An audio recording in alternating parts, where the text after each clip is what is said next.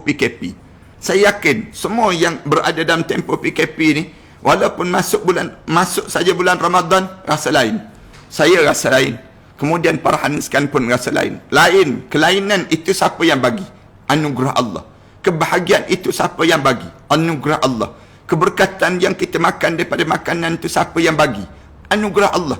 Biasanya kita makan juga dalam bulan-bulan yang lain, makanan yang sama juga, tapi tak rasa senikmat ini. Senikmat di mana dalam bulan Ramadan yang Allah jadikan. Kemudian Allah jadikan pula kita dengan tarawih. Tarawih ni kena faham, dalam malam-malam yang Ramadan ini, bila kita bertarawih, kita bertarawih dalam keadaan yang penuh dengan kenikmatan, penuh dengan dalam kekuatan pada diri kita. Rugi kalau tuan-tuan berada dalam bulan Ramadan, tuan-tuan tak bertarawih. Rugi dalam diri kita, tanda kita kufur terhadap nikmat yang Allah bagi pada kita. Siapa yang dia rajin bertarawih, itu tanda dia mensyukuri nikmat Allah. Syukur nikmat Allah. Sehingga kan tarawih itu menjadi indah dalam hidup setiap di kalangan mukmin. Walaupun kita dalam tempoh PKP, ada yang sedih, yang kata, ustaz tak boleh lagi pergi ke masjid, tak boleh pergi ke surau. Biasanya laungan-laungan selawat, kemudian sembahyang berjemaah itu menjadi indah pada kami. Allah jadikan tahun ini indah juga. Indah pada kita bertarawih dengan keluarga kita. Allah jadikan dalam hidup kita dengan pasangan hidup kita. Ini ada yang diwairalkan, makcik-makcik sebut, tak pernah sebelum daripada ni kami boleh bersalam dengan Tok Imam. Tahun ni boleh bersalam dengan Tok Imam disebut. Siapa yang disebut dengan suami masing-masing? Tok Imam dalam rumah tangga masing-masing. Sebelum daripada ni mana boleh nak bersalam dengan Tok Imam? Tahun ni boleh salam dengan Tok Imam tarawih. Bacaan sedap pula tu, Tok Imam tarawih kat rumah kita. Jauh lebih sedap daripada Tok Imam dekat surau dan juga dekat masjid sebelum daripada ni. Kita rasa demikian. Sedapnya kerana apa dia? Inilah sebenar Allah anugerahkan pada kita imam dalam kekeluargaan kita. Suami kita ataupun ayah masing-masing. Ini baru kita sedar. Dan bila suami menjadi imam dalam rumah tangga ini, kita baru tahu, Allahu Akbar, sebenarnya suami kita ni ada anugerah yang Allah kurniakan padanya. Belum digilak saja anugerah dia. Sebenarnya suami kita ni layak untuk jadi imam. Suami-suami pula masing-masing di kalangan keluarga kita ni pula, bacaan ayat jangan sama, jangan. Tetapi baca ayat yang berbeza-beza. Ni tiap-tiap malam, Qul huwallah inna a'tayna. Dah empat malam dah. Qul huwallah inna a'tayna. Anak pula yang kat belakang kuat pula baca Qul huwallah.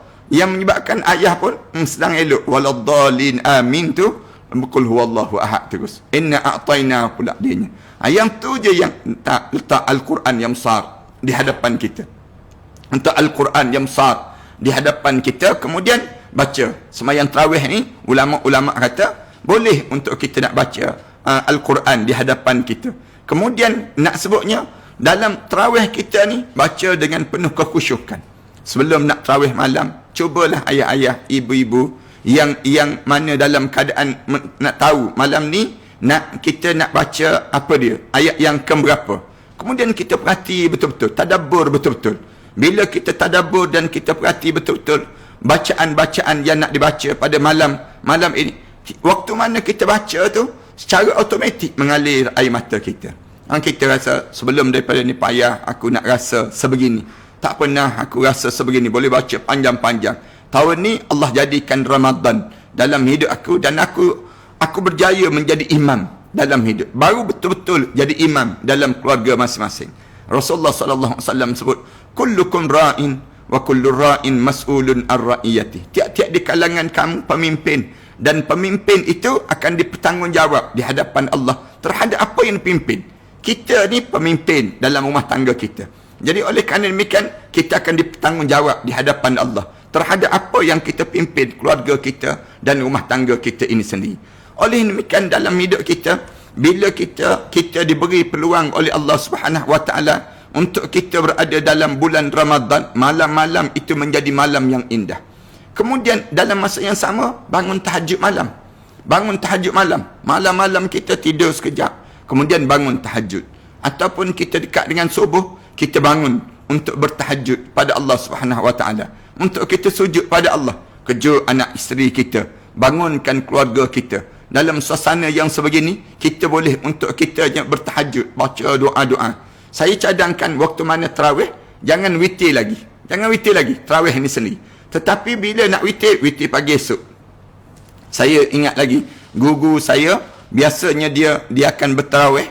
Bila dia bertarawih, kemudian witir mereka semua pagi. Semua bangun pagi. Itu cara demikian. Kerana apa dia? Kalau kita dah witir malam, menyebabkan kita ni tak witir pagi esok, kita ni tak nak solat dah. Jangan demikian, didik diri kita. Witir ni penutup kepada solat-solat sunat. Solat-solat sunat yang hujung sekali, baru tertib dia witir. Itu cara demikian. Rasulullah pernah sebut dalam satu hadis Rasulullah, la witrana fil lailah. Tidak dianggap witir pada dua kali pada satu malam. Witir-witir ni sekali je. Itu bila penghujung daripada solat-solat kita ni.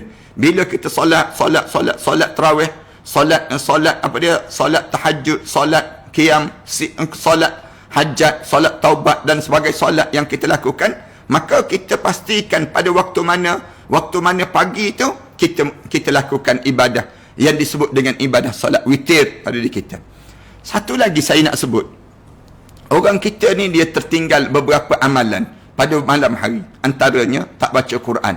Orang kita habis masa untuk nak makan saja, sehingga dia tak baca Al-Quran Karim.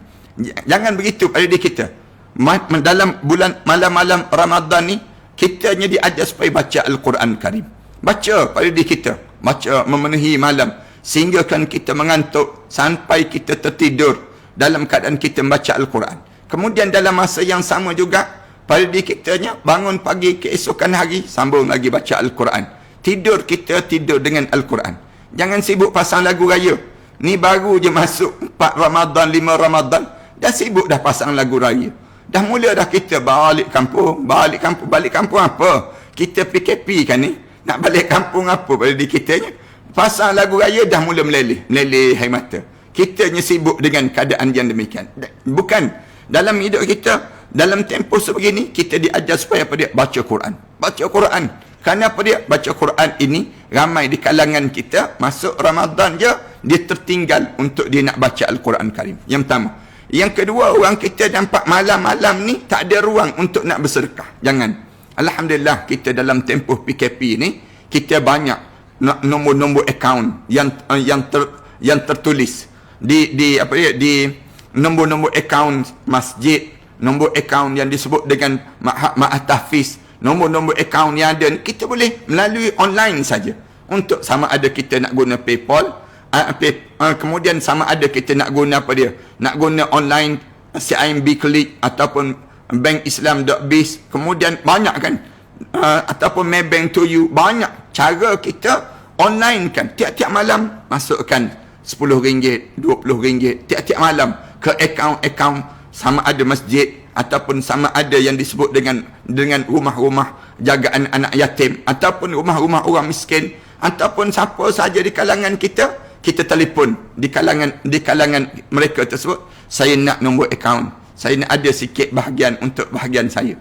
Saya dapati ada sahabat-sahabat yang hantar mesej pada saya, sahabat-sahabat yang rapat dengan saya hantar mesej, Ustaz, tolong bagi nombor akaun Ustaz. Dia sebut demikian. Kita pun bagi nombor akaun sekolah. Dia kata bukan nak nombor akaun Ustaz sendiri. Saya kata saya tak nak bagi nombor akaun saya. Kalau nak infak pada sekolah. Itu lebih baik daripada infak pada saya. Saya tak ada apa pun pada diri saya. Saya dapat manfaat yang besar daripada apa dia, bila saya buat kerja-kerja yang disebut dengan kerja-kerja amal sebegini. Walaupun sekalipun nak sebutnya, sama-sama kita surau-surau di tempat-tempat kerja, masing-masing ada nombor akaun kan, nombor akaun surau dan sebagainya. Maka semua tersebut dia akan menjadikan diri kita ni menghidupkan malam-malam. Sehingga kan, kenapa saya nak sebut hidupkan malam ini, dengan cara kita syukuri dengan pemberian Allah bagi dalam bulan Ramadan malam-malam sebegini. Jawabnya, kerana tidak ada malam-malam yang indah kecuali bulan Ramadan yang Allah jadikan penuh dengan keindahan. Allah susun pada kita dengan nikmat-nikmat yang sebegini rupa dalam kehidupan kita. Manakala siang pula, kita syukuri nikmat siang yang Allah jadikan pada kita. Bermula dengan apa dia? Bermula dengan sahur. Saya sebut banyak kali pada para sahabat-sahabat di kalangan kita, jangan di kalangan kita malas untuk bangun bersahur. Bangun bersahur. Jangan kerana kita dah kenyang, lalu kita tak nak bersahur. Ada orang yang dia makan banyak-banyak, awal-awal lagi, dia makan sebelum daripada dia nak tidur malam, lalu dia tak nak bangun sahur. Bangun sahur ni bukan tujuan untuk makan, tapi tujuan untuk taat pada Allah. Itu kita kena faham benar demikian. Jangan kita kata, saya tak nak bangun dah. Kenapa? Saya kenyang. Saya kenyang. Tak. Kita kena didik diri kita, keluarga kita, anak-anak kita. Saya bangun ini dengan tujuan bukan untuk nak makan. Makan ni nombor 2, nombor 3 dah pada diri kita. Tapi tujuan untuk menunjukkan kita hamba kepada Allah. Memulakan siang daripada sebelum mana subuh. Orang mukmin dia akan hidup demikian. Bila lepas pada bulan Ramadan, orang mukmin dia kena belajar bahawa Allah bila dia nak suruh kita hidup yang disebut dengan siang kita ni, bila bermulanya sebelum mana subuh. Sebelum mana subuh, masa yang penuh dengan keberkatan. Masa ni juga masa yang disebut dengan syaitan-syaitan yang berkeliaran. Syaitan berkeliaran, tengah syaitan berkeliaran pada bulan-bulan yang lain. Allah jadikan demikian. Masa yang kita, kalau kita tidur masa ni, nyenyak betul kita tidur. Ini nak sebutnya bagaimana saat yang itu Allah nak suruh kita bangun. Bangun dengan tujuan apa dia? Tujuan untuk kita menjadi hamba kepada Allah. Sama ada kita makan, Rasulullah sebut, kalau kamu tak nak makan banyak pun, makanlah dengan sebiji kurma. Tasahharu walau bitamratin fa innaha barakah. Bersahurlah kamu walaupun dengan sebiji kurma. Kerana di sana ada keberkatan yang Allah sediakan daripada yang disebut dengan sahur-sahur kamu tadi. Walaupun sebiji kurma, kita kata kenyang pun ambil juga makan kurma sebelum mana subuh ini seni. Dengan tujuan apa dia? Tujuan di sana nak suruh perut kita berkat, rumah tangga kita berkat, kemudian dalam hidup kita ni yang lain semua berkat. Tuan-tuan perasan tak? Ramadan ni Allah jadi kaitkan dengan keberkatan. Kita sebut Ramadan Al-Mubarak, Ramadan yang penuh dengan keberkatan. Dalam hidup kita ni kan, kita bukan nak rumah besar, tapi kita nak rumah yang berkat. Kita bukan nak kereta mewah, tapi kita nak kereta yang berkat. Kita bukan nak kepada apa dia, harta benda yang banyak, tapi kita nak harta benda yang berkat. Untuk apa rumah besar tapi tak berkat? Untuk apa dalam hidup kita harta benda banyak tapi tak berkat? Tuan-tuan nak untuk apa dalam hidup ni? Kita nak benda apa dalam hidup kita? Tapi kalau dia tak berkat, kereta mewah, tapi kita tak berkat. Kita ada driver lagi, duduk kat belakang lagi, tapi masam je dalam kereta. Untuk apa kenderaan demikian? Lebih baiklah kereta kancil. Cuba tengok kereta kancil, anak 12 orang dalam kereta, sibuk melambai orang tepi jalan, senyum je mak ayah. Guna, tak ada aircon pun, guna kipas yang pusing tu, kipas yang pusing tu, yang warna biru dalam kereta tu. Allah jadikan keberkatan. Nak berkat dalam hidup.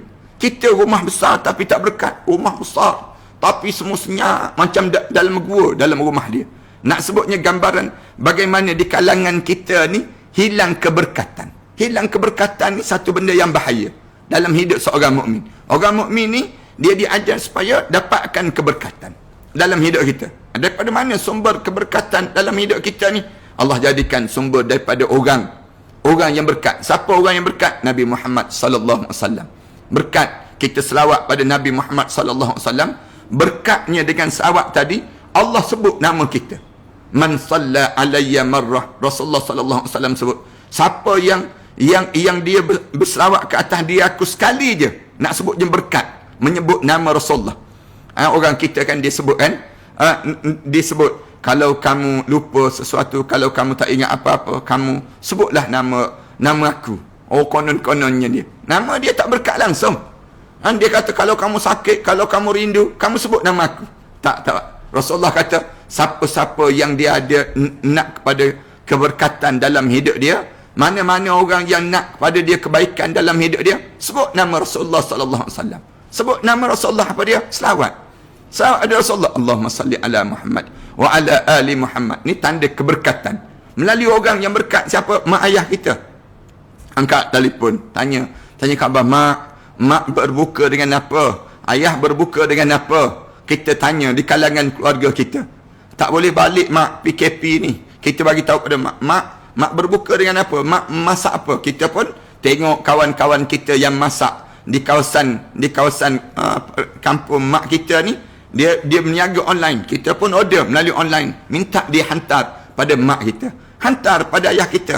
Ataupun tuan-tuan masuk dalam matan bis, senang cerita, masuk dalam matan bis tu, kemudian tuan-tuan tekan dia kurma, tuan-tuan tekan yang disebut dengan apa dia, matanbis.com tu, tuan-tuan masuk dalam matanbis.com tu, tuan-tuan tengok ada macam-macam gaya, post pada mak kita, post pada ayah kita, hadiahkan pada mereka. Nak berbuka puasa dengan kurma ajwah, misal contoh, kurma Rasulullah sallallahu alaihi wasallam. Ni satu cara kita ambil keberkatan daripada mak kita dan ayah kita. Mak kita, ayah kita, mak mertua kita, ayah mertua kita, kemudian dalam masa yang sama mak saudara kita yang belum kahwin. Ini kena ingat betul-betul di kalangan kita. Ada 5 orang ni yang besar dalam hidup kita. Mak kita, ayah kita, mak mertua, ayah mertua, kemudian yang disebut mak saudara. Itu terpulang, maknanya mak saudara kita yang tak kahwin. Ada orang perempuan yang dia tak kahwin, tak berumah tangga. Tanggungjawab siapa? Tanggungjawab kita. Lalu kita telefon pada mak mertua kita, kita telefon pada ayah kita, telefon pada mereka, tanya khabar. Kita tak boleh balik. Walaupun kita tak boleh balik, lalu kita hantar sumbangan kita ni. Order saja dalam matanbis.com tu. Kemudian tuan-tuan type je matanbis.com, tuan-tuan tengok ada produk-produk, tuan-tuan post pada, dialamatkan pada mak kita, ayah kita. Ini satu cara. Ataupun kitanya tengok kawan-kawan kita orang Islam kita yang lain yang berniaga. Kita tak boleh nak berniaga buka kedai begini. Kita tengok melalui online, mereka buat kuih badak berendam, mereka buat kuih cucuh puteri, misal contohnya. Mereka buat macam-macam gaya, dan kita boleh order pada dia, telefon pada dia, hantar mesej pada dia dan sebagainya. Kita back inkan duit dalam akaun dia, dan sampai kuih-kuih itu di rumah mak kita dan ayah kita. Semuanya dapat manfaat dalam hidup kita, kerana kita nak ambil keberkatan daripada mereka yang masih hidup ini.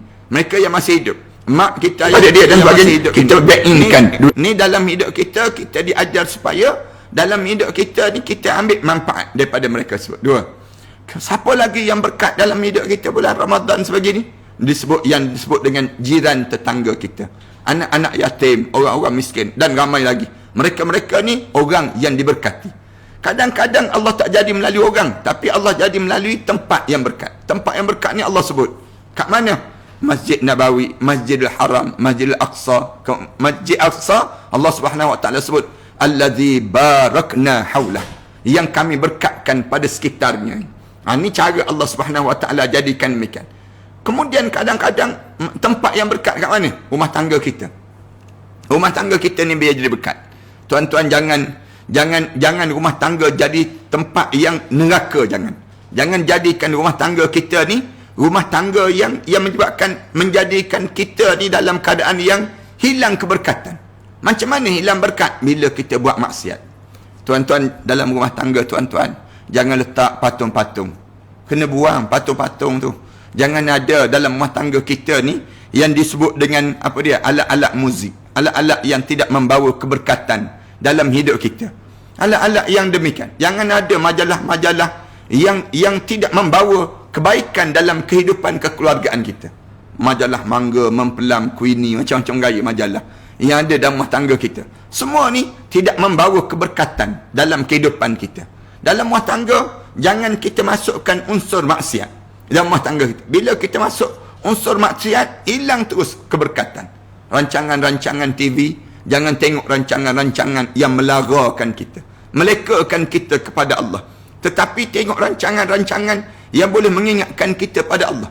Tengoklah National Geographic lebih baik daripada tengok program-program yang menyebabkan kita tak ingat pada Allah. Saya lebih suka tengok binatang-binatang, tengok yang makhluk-makhluk sebegini, jauh lebih baik daripada kita sibuk tengok benda-benda yang bawa manfaat, yang tidak membawa manfaat dalam kekeluargaan kita. Kadang-kadang kita kumpul tak tahu siapa juara itu, juara ini dan sebagainya. Tapi kita tak tahu rancangan sebut rancangan ibadah ke, rancangan yang membawa kita kepada maksiat pada Allah Subhanahu Wa Taala. Semua benda-benda yang demikian, dia akan memberi kesan dalam rumah tangga kalian.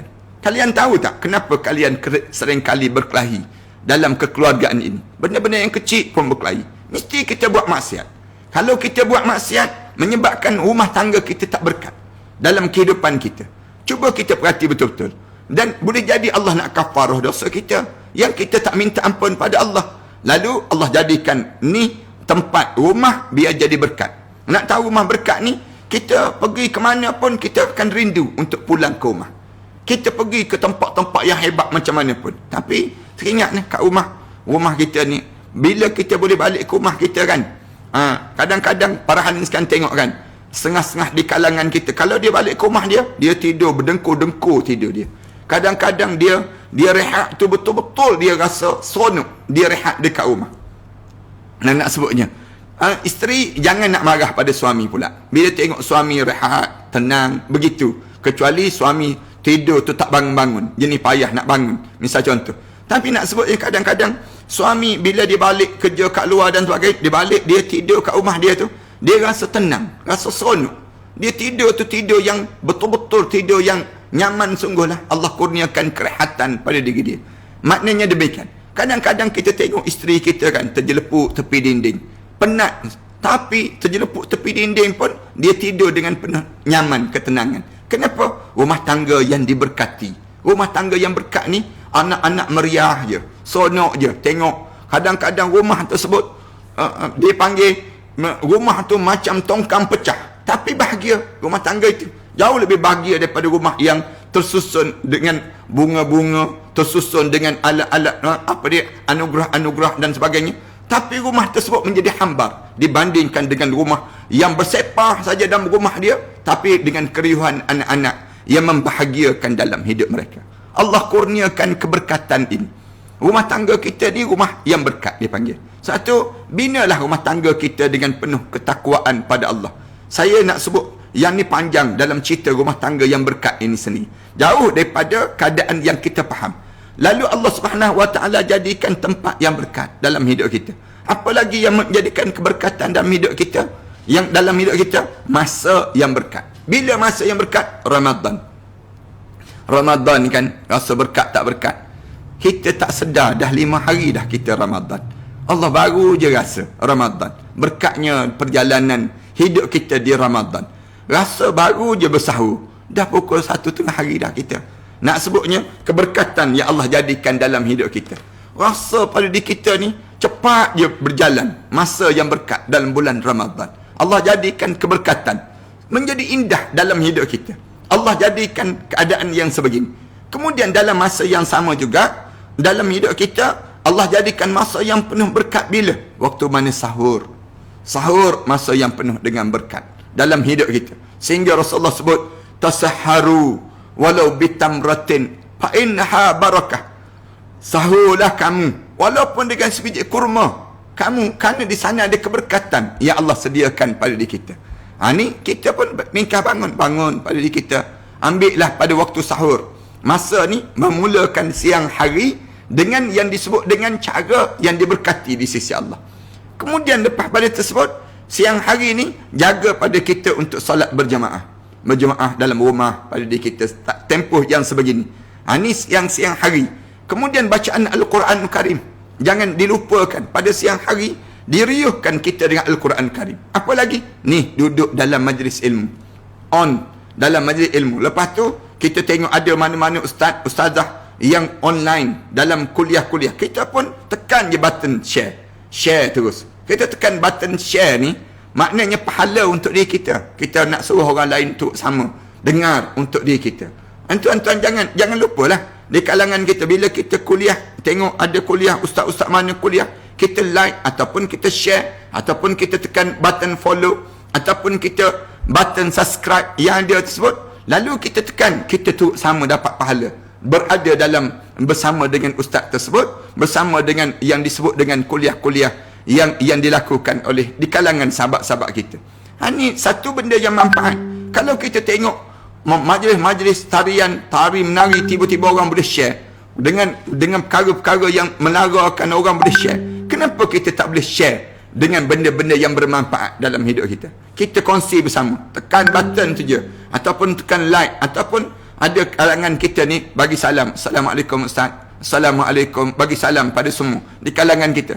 Manakala kita tengok orang tulis Assalamualaikum tu, kita pun jawab Waalaikumsalam. Walaupun kita tak pernah berjumpa kan, tapi di kalangan kita, pahala kita ni Orang bagi salam, kita jawab salam tersebut. Pahala jawab salam ni banyak para hadirin sekalian. Kalau kita mati nanti kita tengok pahala-pahala jawab salam. Jawab salam saja nak sebutnya pada diri kita, pahala kita jawab salam. Allah banyaknya ya Allah kurniakan. Dan kita akan menyesal, kenapalah aku dahulu tak jawab salam saudara-saudara aku. Kenapalah dahulu aku tak sibuk untuk dapatkan manfaat ini dalam hidup aku. Kita akan menyesal. Benda amalan yang mudah dalam kehidupan kita. Ini suasana dalam hidup kita sebagai seorang mukmin. Seorang mukmin dalam kehidupan kita diajar supaya apa dia? Hidupkan siang hari. Jaga, jangan makan, jangan minum. Tak boleh bersama dengan isteri. Kemudian jaga pahala, jaga jangan batal puasa. Kemudian dalam masa yang sama, jaga pahala, jangan batal pahala puasa. Jaga jangan batal puasa satu lagi, jaga jangan batal pahala puasa. Antara batal pahala puasa, mata kita memandang benda-benda, kadang-kadang memandang aurat-aurat orang. Kan sebelum PKP ni, kita pergi ke bazar Ramadan, kita berjalan kat luar, mata tu melilau saja. Kering pahala-pahala kita. Kering pahala. Maksudnya disedut oleh dosa-dosa tadi. Habis. Yang ni yang Rasulullah sebut, kam min saim laisa lahu illa al-ju' wal atash. Berapa ramai orang yang puasa, dia tak dapat apa-apa daripada puasa dia kecuali dia dapat lapar dan dahaga semata-mata. Menandakan apa dia? Menandakan dalam hidup kita ni ramai di kalangan kita yang dia puasa tapi dianya tak dapat ganjaran di sisi Allah Subhanahu wa taala, ganjaran puasa dia. Punca apa jadi demikian? Puncanya dianya dalam keadaan yang dia tak boleh nak jaga, yang namakan dengan tak boleh nak jaga dalam hidup dia. Mata dia tak boleh jaga, telinga dia tak boleh jaga, yang kemuncak hati dia tak boleh jaga. Siang hari pada kita jaga ni, jaga mata, jaga telinga, jaga tangan, jaga hati kita. Alhamdulillah, Allah jadikan nikmat PKP ini. Saya sebut nikmat PKP kerana apa dia? Dengan PKP ini ramai orang kita ni puasa yang jauh lebih bermutu. Kalau alam ini pun dapat manfaat daripada PKP yang berlaku ataupun yang disebut dengan lockdown seluruh dunia, alam ini pun rasa gembira kerana pencemaran tak berlaku. Kemudian dalam keadaan yang sungai-sungai menjadi jernih, kemudian kilang-kilang ditutup, udara kita menjadi yang sedemikian dalam keadaan bersih. Mengapa pahala kita tak dapat sebersih dan sesuci itu dengan nikmat PKP yang kita lalui ini? Kalau kita tak dapat juga, memang jahat sungguh kita. Mata kita masih lagi meliar, tengok benda-benda yang tak baik. Telinga kita masih lagi sibuk mendengar kata-kata yang tak baik. Kemudian hati kita masih lagi prasangka dengan orang tak habis-habis. Di siang hari masih ada lagi dalam hidup kita. Hati kita masih tak terjaga. Puasa apa sebenarnya kita ni? Kalau kita tak dapat demikian. Puasa kita ni, biar betul-betul kita dapat sampai ke muncak, hati kita pun turut berpuasa. Bila mulut kita dengar orang caci maki kita, mulut kita sebut, inni saim, aku puasa. Kita sebut demikian. Ni nak sebutnya gambaran dalam hidup kita. Bila siang hari kita jaga semua. Jaga ni untuk apa kita sebut? Jaga ni untuk apa? Supaya kita tak jadi dosa pada diri kita. Kemudian kita tanya lagi, habis tu kalau tak jadi dosa, untuk apa? Untuk senang masuk syurga kan? Nak masuk syurga ni tak boleh adanya dosa. Siapa-siapa yang ada sekelumit dosa sebesar zarah dosa pada tubuh badan dia, tak layak dia masuk dalam syurga Allah. Rasulullah sallallahu alaihi wasallam sebut, la yadkhulul jannah man kana lahu fi qalbihi mithqala dzarratin al-kibriya. Rasulullah sebut, tak akan masuk syurga siapa yang ada dalam hati dia walaupun sebesar zarah perasaan sombong. Sombong daripada diri kita. Maknanya apa dia? Allah tak jadikan orang yang masuk syurga ni orang yang kotor dengan dosa. Tapi Allah jadikan orang yang masuk syurga ni mesti bersih walaupun sebesar zarah. Sebesar zarah kekotoran itu. Kecil lah sebesar zarah ini. Sebesar percikan air liur kita. Dipanggil demikian. Zarah ataupun kalau kita bersin tu kan, nampak debu-debu yang tu dipanggil zarah. Lagi mana ada keadaan yang demikian, kamu jangan harap kamu boleh masuk dalam syurga Allah Subhanahu wa taala. Ramadan Allah nak suruh kita didik jiwa kita, didik perasaan kita ni supaya kita ni benar-benar dalam hidup kita ni menjadi orang-orang yang benar-benar mensyukuri nikmat Allah.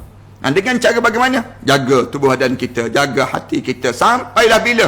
Jaga ni daripada siang hari sampai pada menjelang maghrib. Dalam keadaan zikir, tahmid dan juga dalam keadaan yang kita ingat kita ni hamba kepada Allah Subhanahu Wa Taala.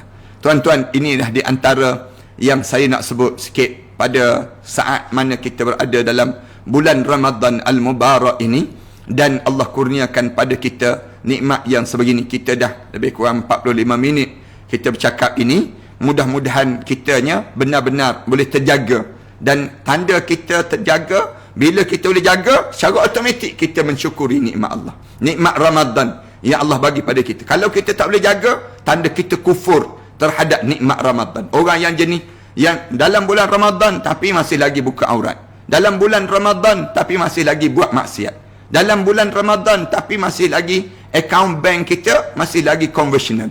Ni sebutnya bulan Ramadan tapi kita masih lagi dalam keadaan yang kita tak jaga pada diri kita. Maknanya kerugian pada diri kita. Sebab itu pada diri kita bila kita berRamadan ini, cara kita nak syukur ialah kita mentaati perintah Allah. Bila kita taat pada perintah Allah, tanda kita mensyukuri nikmat Ramadan yang Allah bagi pada diri kita ini. Kalau kita tidak jaga syariat Allah, tanda kita kufur kepada nikmat Ramadan yang Allah telah kurniakan pada kita ni. Saudara perasan, mudah-mudahan Allah jadikan kebaikan pada kita. 45 minit saya bercakap ini.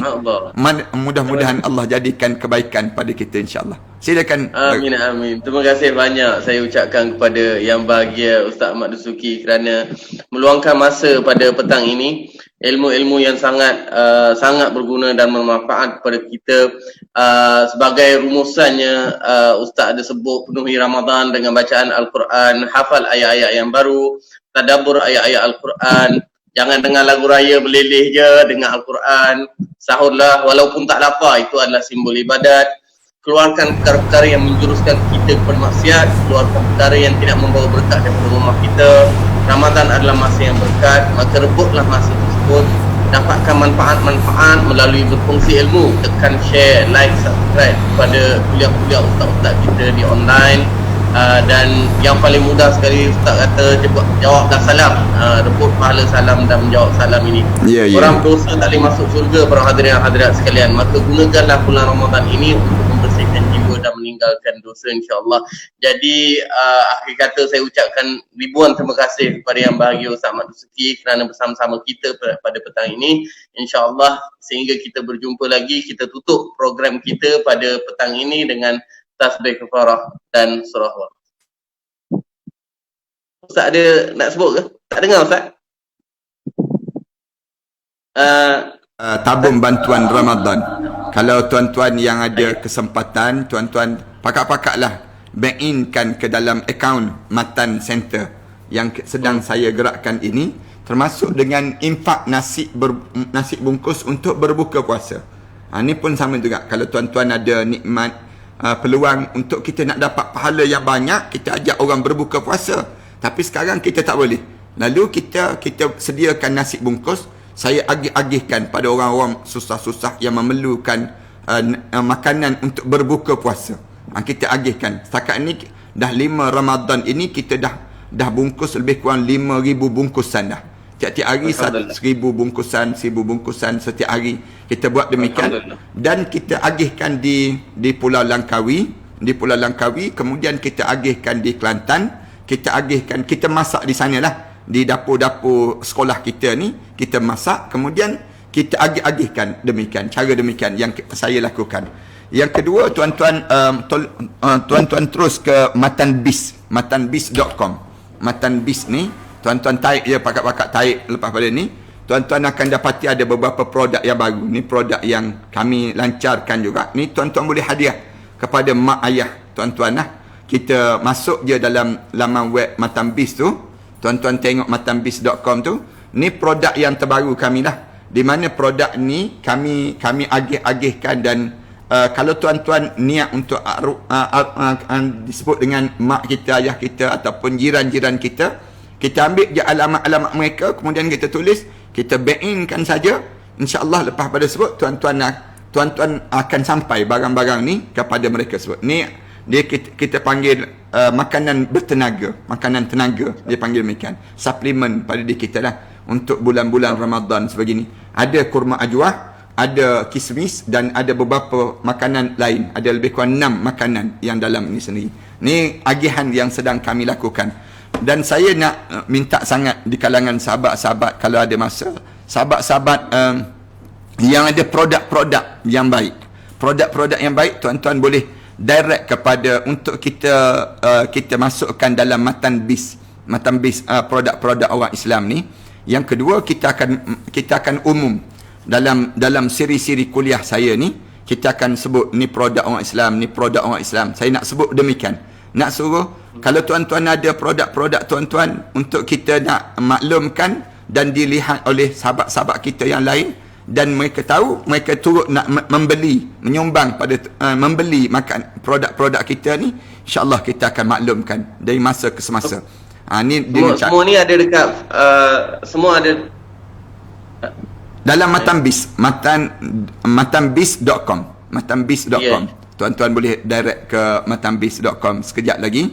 Dan yang nak derma tadi, tuan-tuan masukkan dalam bank-in saja, dalam dalam matancenter.com. Kemudian tu di skrin ada, insya-Allah. Kemudian tuan-tuan maklum balik pada kami lah, insya-Allah. Kerana saya sedang membangunkan sekolah, Prasad.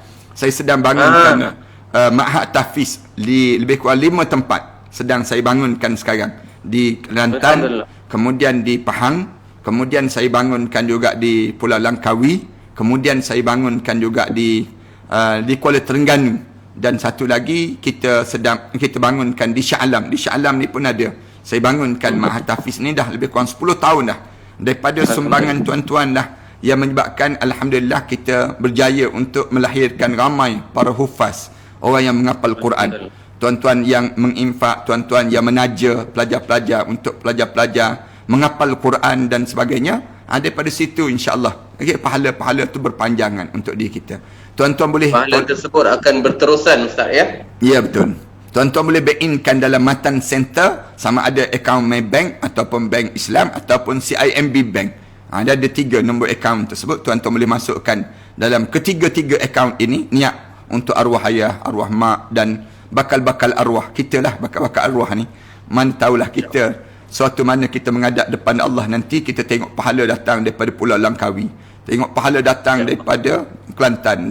Kita tak pergi pun, tapi pahala kita sampai, insya-Allah. Ada nombor akaun tersebut. Terima kasih Prasad kerana dapat bersama, dan saya nak ucap selamat menyambut malam Lailatul Qadar kepada seluruh. Selamat mencari malam Lailatul Qadar pada seluruh warga net kita, netizen, dan juga di kalangan admin ke apa dia? Admin. Ya, betul. Ya. Dan seluruh warga admin dan juga penggerak-penggerak.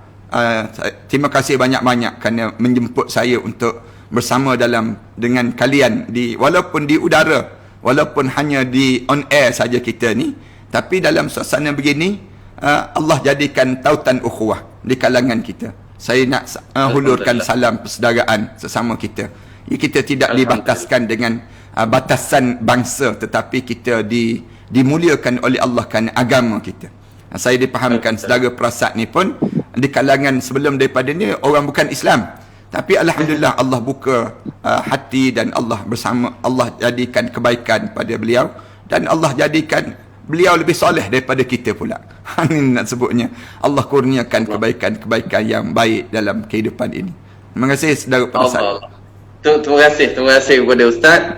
InsyaAllah bagi saya juga ingin memanjangkan terima kasih saya kepada Malaysian Technology Development Corporation, MTDC, yang telah membantu kita dengan teknikal pada hari ini, yang membantu kita pun Zoom, dan juga telah membantu kita dengan persiapan untuk program pada hari ini. Dan saya juga ingin memaklumkan, tadi Ustaz kata tukar akaun ke akaun Islamik, ahli admin Bank Simpanan Nasional dan juga Bank Rakyat adalah bank-bank yang Islamik, ya. InsyaAllah boleh tengok-tengok juga. InsyaAllah para hadirin sekalian, saya ucapkan ribuan terima kasih kepada semua yang hadir. InsyaAllah ya, dan semoga program kita hari ini bermanfaat dan sebagaimana yang Ustaz sebut tadi, teruskan infak, insya-Allah sedekah itu, pahala daripada sedekah tersebut akan berterusan sehingga ke bila-bila, insya-Allah. Kita tutup program kita pada hari ini dengan tasbih farah dan surah wal asr. Subhanallah. Asyhadu an la ilaha illallah. La fi khusr illa alladhina amanu wa 'amilus solihat. At-tawassaw bis. Wabillahi taufiq wal hidayah. Wassalamualaikum warahmatullahi taala wabarakatuh. Terima kasih banyak, Ustaz. Waalaikumsalam warahmatullahi taala wabarakatuh. Terima kasih, Ustaz. Ya, sama-sama.